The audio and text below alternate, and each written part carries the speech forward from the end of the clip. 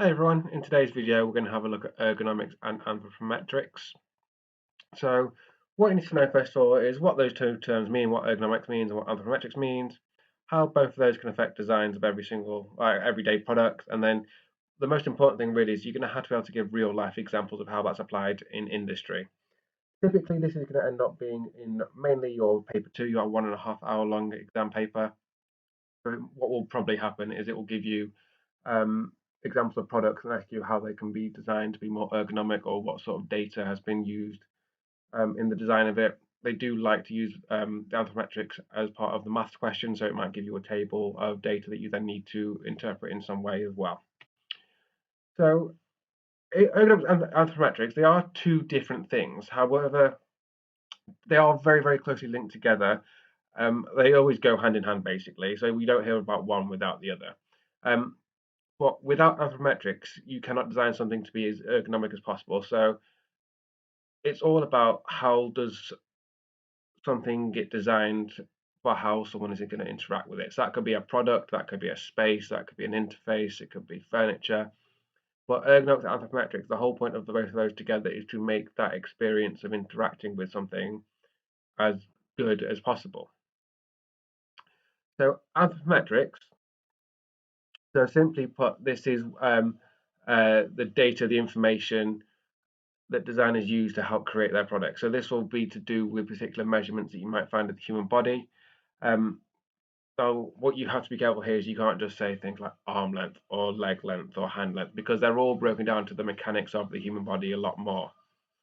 Um, so what you would have say, for example, is so we've got the example here of like stereos, the same for like phones and that type of thing. It will be hand size to make sure things are fit as comfortable as possible. But with the hand size, you wouldn't just say hand size. It might be like palm width. You'd also have to look at like finger length to make sure that you can reach the buttons correctly. There might be that you have to like grip strength. So you might make sure that people can actually physically hold it and grip it hard enough. The anthropometrics is essentially those measurements that are then used to then aid in the design of a certain product. So one of the most useful books. So if you've watching this before doing the coursework, I'm sure you're going to end up using this. But there is a copy of this in my classroom, and you can find extracts online as well. Um, is it essentially has the measurements of the human body in all sorts of different positions. Now, obviously, there are certain different like subgroups and factors to take into consideration. Think like age, because obviously, when you are young and you're growing, your sizes change quite dramatically until you get to about 25 when you stop growing. And then once you get past a certain age, around I think maybe like 60, 65, then you start shrinking again. Gender makes a big difference as well. Race, where people come from. So if you think about the average height of people compared to like Sweden, compared to China, compared to like all over Asia and Central Europe, people are all different shapes and sizes depending on where they are from. And you've also got things like disability and ability and those types of things as well. There are other subgroups and other things to take into consideration, but these are sort of the main ones that might uh, affect something. Um, so anthropometric data is basically you'll have in this book here and online you'll find all sorts of diagrams and that type of thing. For any like sort of sub measurement of the human body that you're going to use, there'll be a whole set of data and measurements to do with it, as well as just having it in a table with all the numbers. You'll also have it in graphs like this. So this is where you have basically at the bottom you have 0 and at the top you have 100, obviously. Um, when you are designing for the average human being, you are designing in this red part here. So from the 5th to the 95th percentile. That term is very important. Please do make sure you understand and note that because that will come up. So because most people that I've taught in college fall within the 5th to 95th. If we take like height, for example, the 95th to 100 will be the very, very tall. So if you are, I think it's over 6'4", I think, you would be over the 95th percentile. And if you are 5% and below, you are under. You're one of the shorter scale of things. But generally speaking, if you are a completely fit, able, healthy person, you typically will fall under the 5th to the 95th percentile. So please do just make sure that you are aware of that term. And obviously, the smack bang in the middle average would be the 50th. Like that is the most common height, weight, whatever the measurement may be. So we talked a little bit about the that book, The Measure of Man and Woman. You will find loads of diagrams and statistics online as well.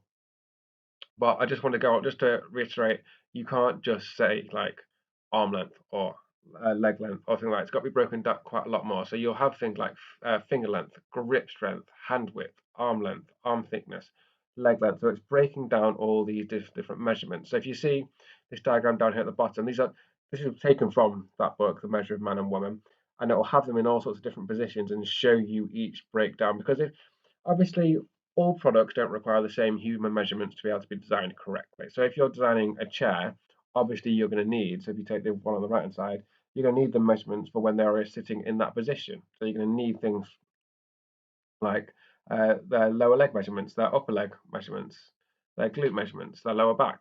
So there's a lot more measurements. Whereas if something's going to be in a stood up position with their arms out, you're going to need a different set of measurements as well. So it's understanding that there's different measurements depending on what the thing you are designing is. So just to show you, I talked about race a little bit and different cultures. So on average, basically, different countries will require different sets of measurements. So the measure of man and woman is based off the UK measurements. You will have, so as of this article, which was 2014, the tallest males were from the Netherlands in Holland. And then the shortest, oh, I can't remember now. I shouldn't have. I think it was, well, clearly it was an Asian country of some kind, but I can't remember off the top of my head. But obviously, measuring or designing something for someone from Holland will be different than designing something for someone in the UK or America. It could also to do with weight. So obviously, it's why, and this is not meant in an offensive way in any way. So it's like in America, the average sizes you get a lot more like 5XL and those sort of things for sizes of like trousers and that type of thing because the weight generally is higher than it would be in places like the UK. So you get those different sizes depending on uh, different countries and different cultures. So that's anthropometrics, like a sort of whistle top tour of it. So next we've got ergonomics. So this is ergonomics is now about how do you interact with that product, that furniture, that space, or whatever it may be. So it does use anthropometrics to design that specific thing, but it then takes a few other factors into consideration as well. So just to show you some examples of the kinds of products that how they've evolved as ergonomics have come into play. So the what most common one you're probably going to realize is things like games controllers and mobile phones. So if you ever had like the original Xbox, like the controller was an absolute beast, quite uncomfortable to hold, quite difficult to hold properly. I don't even know what Xbox run now. I stopped buying it at 360. But you'll notice that they've got a lot more streamlined, a lot more comfortable to hold. Same with things like mobile phones. They started out as absolute beasts. They got a lot smaller. Then obviously when touchscreen technology came in, they got a bit bigger again. Computer mouses, kettles, pretty much every single product you interact with has been designed to be as comfortable as physically possible. So there are some products that work better with ergonomics than others, but there's also other things to take into consideration. So we talked about trying to make it as comfortable as possible. That is like the main thing people like assume with ergonomics, but there are other factors to take into consideration. So things like color.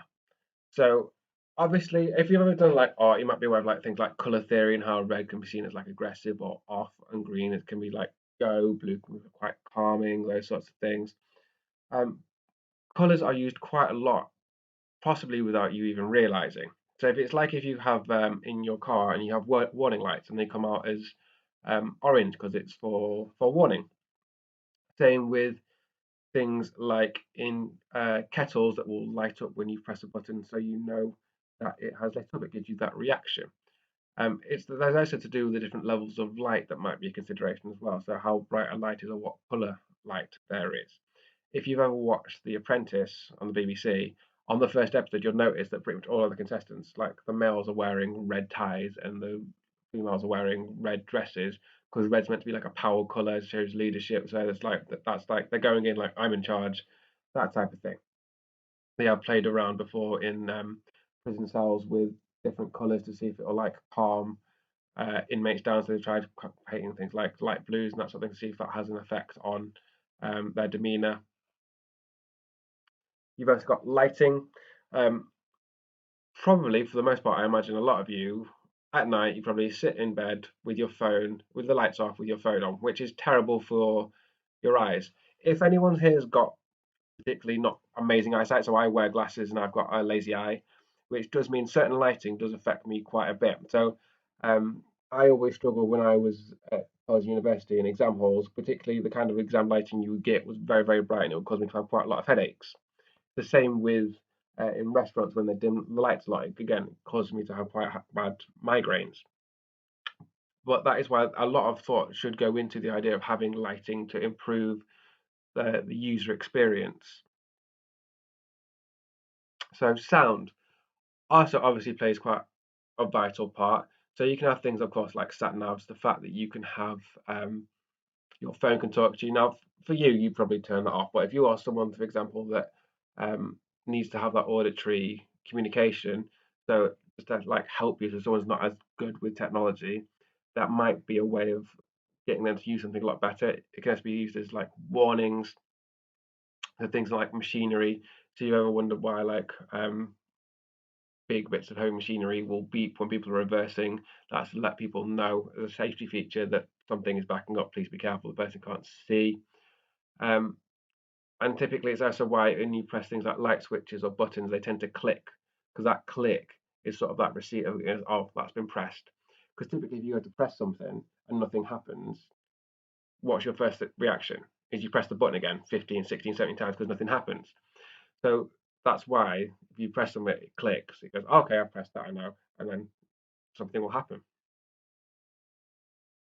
And the other one, which is the main one that everyone always considers about, is comfort. So obviously, if depending what it is, if it's a piece of furniture, obviously you want to sit in it. If it's something you can hold, you want to make sure it's nice and comfortable. Make sure it's gripped to your hand. Make sure it's not too heavy. Make sure there's no sharp edges. So comfort is what everyone assumes is like the main part of ergonomics, but there are those other four factors to bear in mind. So color, lighting, sound, and cover all together make ergonomics. And once obviously you've got that, and then you've got the anthropometric data that is used to then make something as comfortable as possible. All that together is aimed to make a product or a thing as comfortable and easy to use as possible. Because the whole idea being that once you do that, it will get more sales, it will make it a more successful product, and then that breeds more money. So if you take example of a product that can we improve? So this is quite a typical question. It'll give you a product and it'll say how could the ergonomics of it be improved. So you take the example of like a pair of scissors, quite an everyday. They'll always give you a product that's an everyday one that you've used before. They also like things like a microwave or a TV controller, that type of thing. So what you might want to do is like change some of the materials to make it a little bit more grippy, make it a little bit less aggressive on the hands. You might want to actually change the shape of certain parts. You might want to make things lighter. You might want to make sure you're considering anthropometric data. So if you take things like kettle, again, do the same sort of thing. Is what they might do is make it so it's easy to hold up. You press a button so something lights up to let someone know it's turned on. It clicks again to let you know that it's turned on. The handle will be nice and grippy, so it's not as harsh. It might have better weight distribution. So, we're going to have a look at a couple of exam questions. So sometimes ergonomics is its own standalone question, but it might be quite a long question. Typically, this might be a 10, 12 mark question, and it asks you to analyze and compare. So the first one, so ergonomics and anthropometrics. Sorry about that. Ergonomics and anthropometrics are both critical factors in the success of a product. For a specific product of your choice, explain how the designer has considered ergonomics and anthropometrics to make it both comfortable and easy to use. Okay, so First challenge is picking out a good product to write about. Okay, make sure it's something you've used before and you understand the ergonomics of it. So it could be like your iPod, your phone, games controller, something you're familiar with. Don't just pick something if it's not something you know how to write about, because then you're going to struggle. Okay, so 18 marks. So so breaking that down, there's 9 points with an explanation. So because it's a long mark question, you're going to need a summary or a conclusion as well. So it could be 8 points for an explanation and then 2 marks for your conclusion as well. Okay. So and then on that as well, you are assessed on your SPAG, right? So the spelling, punctuation, and grammar are marked when you do your long mark questions as well. So you've got 18 marks, and you 18 minutes. Pause the video, use the textbook, answer the questions, and then unpause the video. Okay, so just this is lifted from the mark scheme. So the answer does not require candidates to separate ergonomics and anthropometrics, so you can kind of mix them together. But it's anticipated that you'll separate them a little bit and give a good explanation of the difference of it. So what I would possibly do first is start with a definition for each of them. Okay, so just a little like paragraph first, not necessarily a paragraph, but a little sentence, just explain what ergonomics is, what anthropometrics is, and how they interact with each other. That would be a good way to start. So then the next bit is like the selection of a suitable product. Okay, so obviously the better product you can talk about, the more likely you are to get the marks. So good ones would have been like handheld tools, handheld products, such as iPods, kettles. Um, you could, if you were saying environments, you could say like buildings, cinemas, vehicles, that sort of thing. Okay. So then it's just you can't go through because there could be so many different examples. Where it's things like making sure we take like your phone and talk about your hand width, the range of motion for your thumb, making sure uh, the kind of material is grippy enough so it won't fall out of your hand, making sure it will fit in someone's pocket, make sure it's not going to be too heavy to like put stress on someone's wrist. Okay, those sort of things. So obviously, so you're only using one product, so it's making sure you can think about enough points to be able to get those like points worthwhile. So next one, explain how designers consider the anthropometrics and ergonomics in the development of a remote controller like the one shown. So 9 marks, but so it's an odd number, so to be safe, still do 5 points with an explanation. And then because it's a long mark one, you have to have a summary because it's a long mark question. So pause video, give yourself 9 minutes, and we'll go through the answers. Okay, so ergonomics. So use the palm line to determine the length of the remote. So that'll be how long your palm is. Finger size to determine the size of the buttons and spacing. So why are they so far apart? Average grip size to determine like how wide they can have it. The ergonomics, things like the colours for the most frequently used buttons, like the power button being a different colour. Key buttons like the volume and channel changer always being bigger because those are the most common ones to use as well. Use of ideograms on buttons, so you, like imprints and buttons, so it's easier to feel without looking at it, so you can sort of feel where the button manager is. Okay, that's the button. So you have to look down on it. So instructions may say like white text on the black background, make it easy to read. Possible shaping of the back of the controller to make it grippy. So that's why you have sometimes like the battery bit that pops off is a slightly different texture, so it's like easier to grip. Potential use of uh, different types of texture grips that you can have or rigid molds, and let's say if you're molding it straight into the shape. You use the spring-loaded catch on the battery compartment, so that's why you should be able to like get the battery out a little bit easier. So there's like a little finger groove, so you can take the battery pack off. And buttons, it says at the bottom, buttons shouldn't be recessed, so you shouldn't sit below the surface of the controller because then you're really going to struggle to press it. So the last one is a maths question to do with ergonomics. The figure one shows a standing workstation. The ideal height of the desktop is level with the elbow height of the user as shown in figure 2. So if you see there, it's showing you right there, see elbow height. So calculate the range of height adjustments required to accommodate the 15th to the 85th percentile of the sample shown in the table. The table shows ideal elbow height for a range of users. So 2 marks, pause the video, and then we'll go for the answer. Okay, so I'm going to go backwards and forwards from there. So calculate the 5th percentile. So 15th. So you're going to count down and see the 15th. So you will then have, so total number of people in the sample is 220.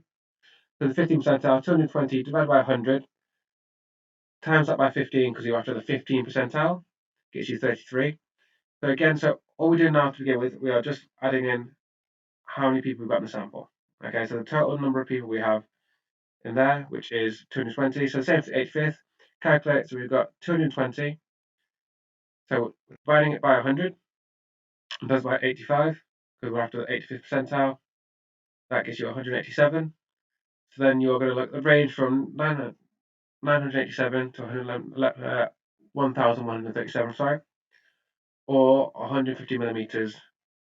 Okay, so you get, so there's 2 marks available, so you get a mark for calculating 15th and 85th percentile, and then a mark for realizing what the correct height would be. So we're going from 987 to 137, so we're going there to there.